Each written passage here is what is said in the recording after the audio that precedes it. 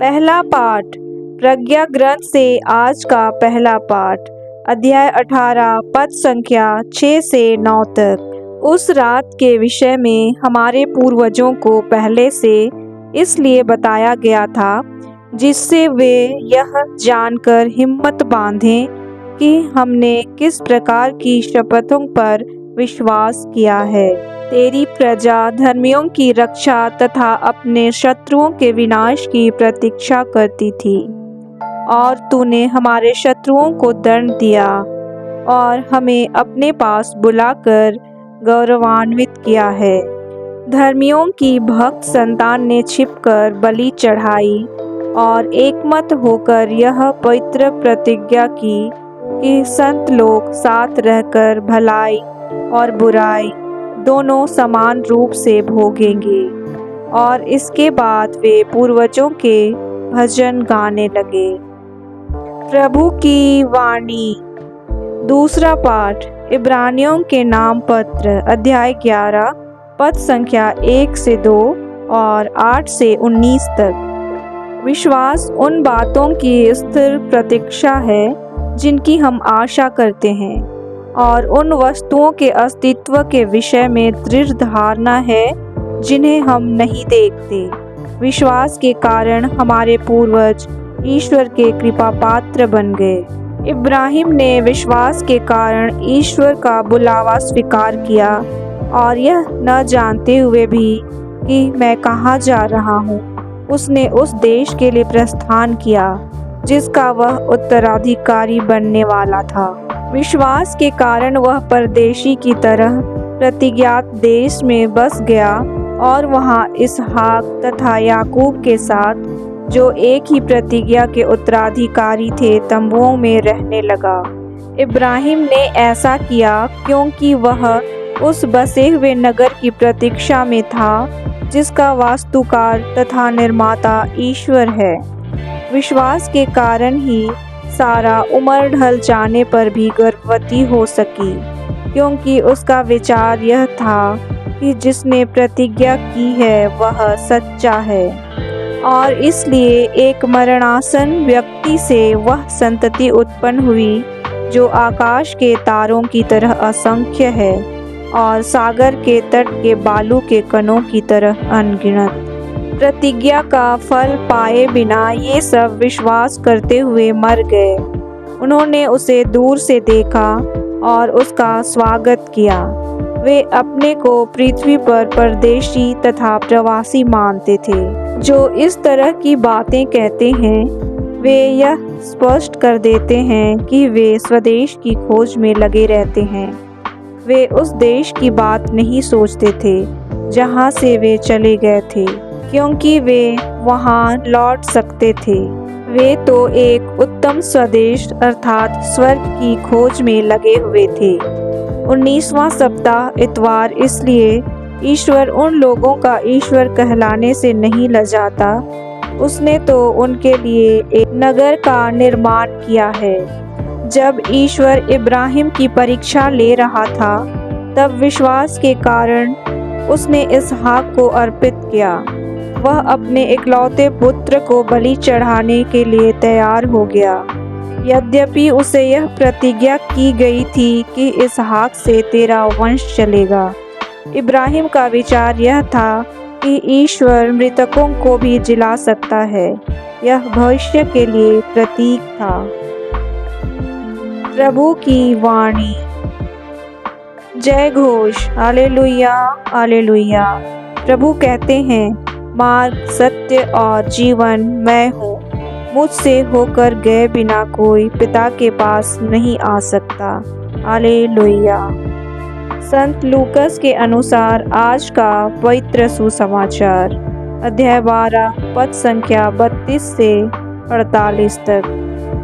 तुम्हारी कमर कसी रहे और तुम्हारे दीपक जलते रहें। तुम उन लोगों के सदृश बन जाओ जो अपने स्वामी की राह देखते रहते हैं कि वह बारात से कब लौटेगा, ताकि जब स्वामी आकर द्वार खटखटाए तो तुरंत ही उसके लिए द्वार खोल दें। धन्य है वे सेवक जिन्हें स्वामी आने पर जागता हुआ पाएगा।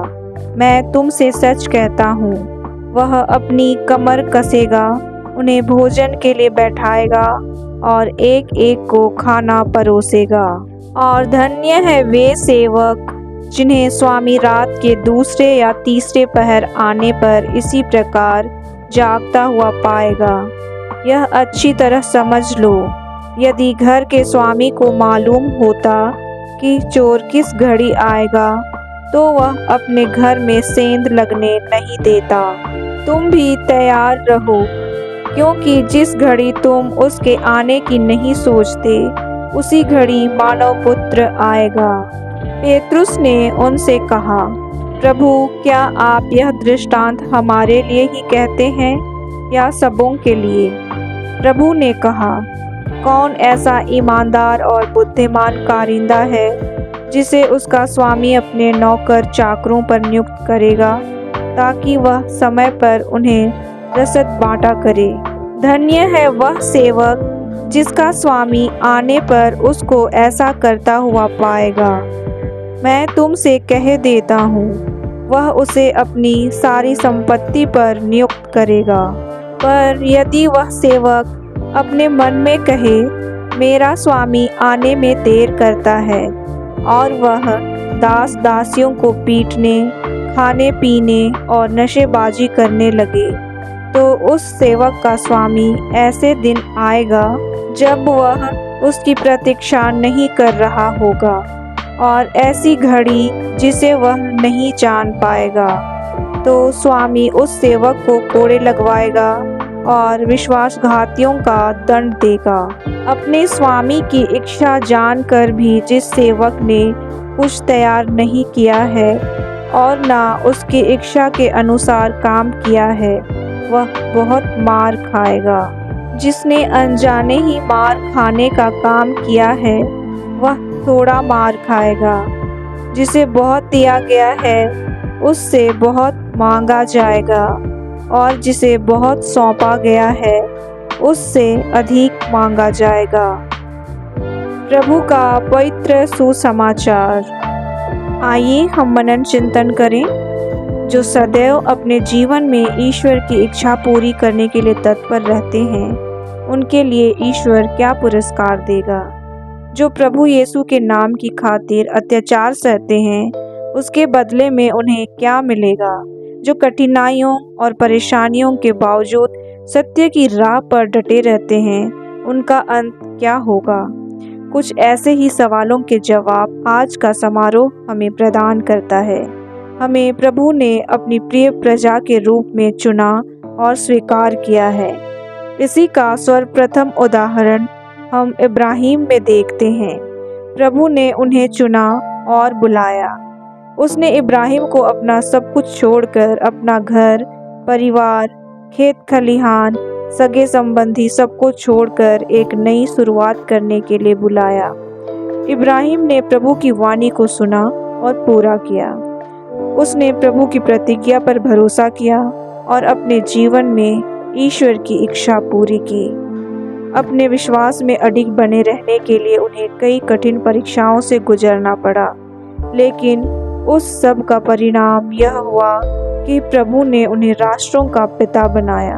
प्रभु जब हमें अपनी प्रजा बना लेते हैं, तो ईश्वर के चुने हुए भक्त होने के नाते हमारे भी कुछ कर्तव्य और जिम्मेदारियां हैं। हमें प्रभु ने चुन लिया और मुक्त किया, लेकिन क्या हम उसके योग्य जीवन जीते हैं।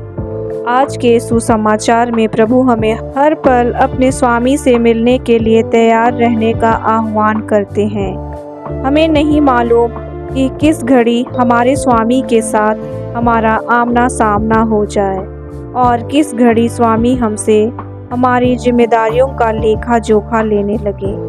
हम ये ना सोचें कि हम तो ईश्वर की चुनी हुई प्रजा हैं, हम तो स्वर्ग राज्य के उत्तराधिकारी हैं, हम तो प्रभु के राज्य में प्रवेश करेंगे ही।